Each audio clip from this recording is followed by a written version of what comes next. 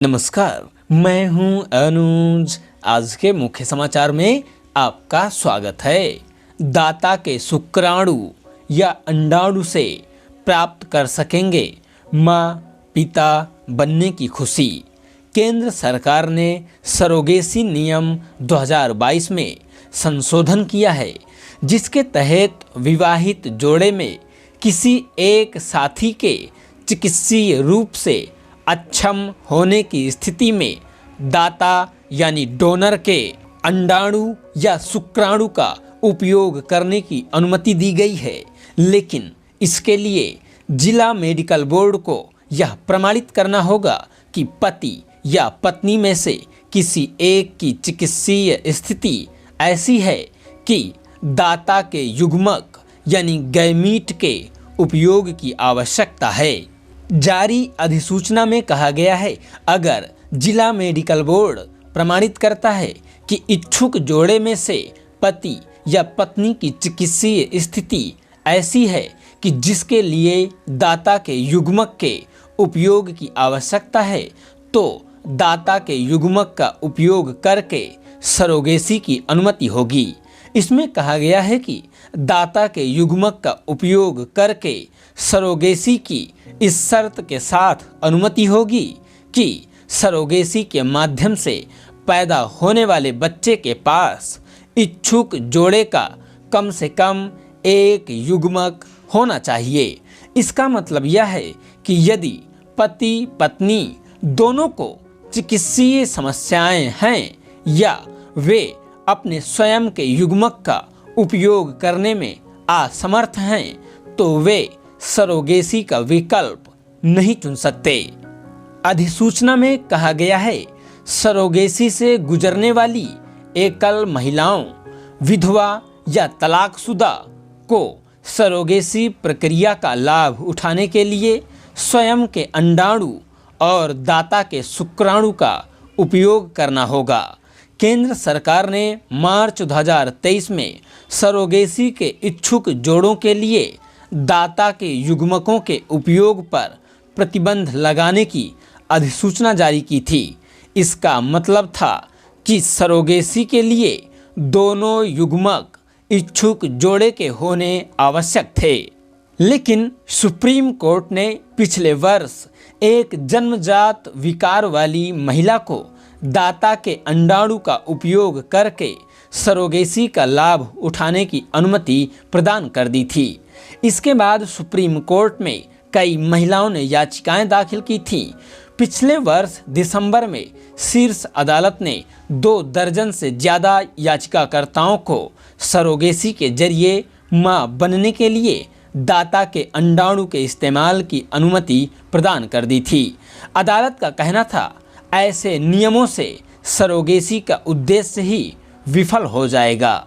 जनवरी में supreme court ने केंद्र से कहा था कि इतनी सारी महिलाएं शीर्ष अदालत का रुख कर रही हैं, आखिर वह इस मामले में फैसला क्यों नहीं कर रही है। Additional solicitor general Aishwarya Bhati का कहना था कि सरकार सरोगेसी कानून में पिछले वर्ष किए गए संशोधन पर पुनर्विचार कर रही है। इसके बाद ही नियमों में संशोधन की ताज़ा अधिसूचना जारी की गई है। संतान की चाहत पूरी करती है सरोगेसी। चिकित्सीय रूप से अक्षम दंपति अब दाता से अंडाणु या शुक्राणु लेकर सरोगेसी करा सकेंगे। केंद्र सरकार ने सरोगेसी के नियमों में बदलाव किया। आइए जानते हैं कि क्या है सरोगेसी और नियमों में बदलाव से किसको फायदा होगा। क्या है सरोगेसी? किसी दूसरी महिला की कोख में अपने बच्चे को पालना सरोगेसी कहलाता है। स्वास्थ्य जटिलताओं की वजह से जो दंपति माता पिता नहीं बन पाते हैं, वे सरोगेसी का सहारा लेते हैं।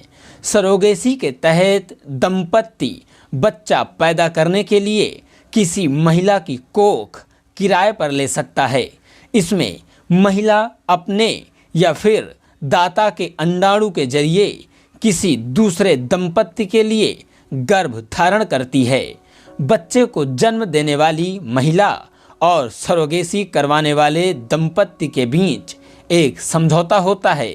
इस समझौते के तहत जन्म लेने वाले बच्चे के कानूनी माता पिता सरोगेसी करवाने वाले दंपति ही होते हैं।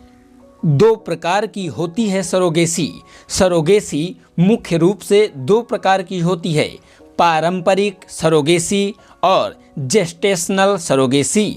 पारंपरिक सरोगेसी में दाता या पिता के शुक्राणु को सरोगेट मां के अंडाणु से मिलाया जाता है। इस प्रक्रिया में बच्चे की जैविक मां सरोगेट मां ही होती है। सरोगेट मां यानी जिसकी कोख किराए पर ली गई है।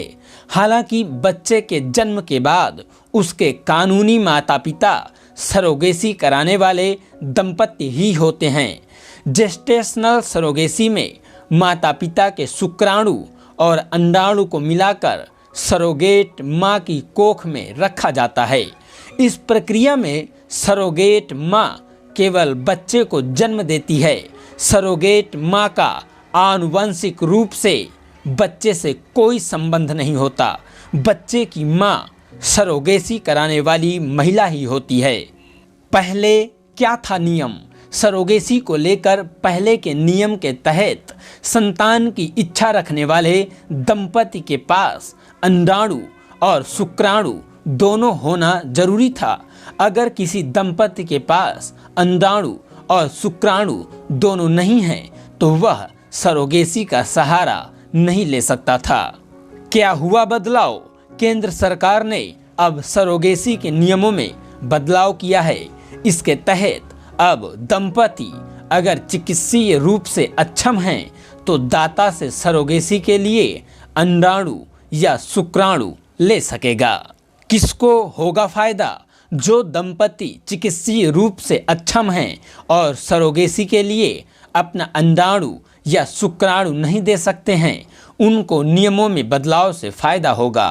अब वे दाता से अंडाणु या शुक्राणु लेकर सरोगेसी करा सकेंगे और अपनी संतान की चाहत पूरी कर सकेंगे। व्यावसायिक सरोगेसी पर है प्रतिबंध। भारत में व्यावसायिक सरोगेसी पर प्रतिबंध लगा हुआ है। एक अनुमान के अनुसार भारत में सरोगेसी का कारोबार 31,000 करोड़ रुपए हो गया था और देश भर में करीब 3,000 क्लिनिक में सरोगेसी कराई जाती थी। पहले दूसरे देशों के नागरिक सरोगेसी के लिए भारत आते थे क्योंकि यहाँ सरोगेसी दूसरे देशों की तुलना में सस्ती थी। इसी के साथ आज के समाचार समाप्त हुए। बहुत बहुत धन्यवाद।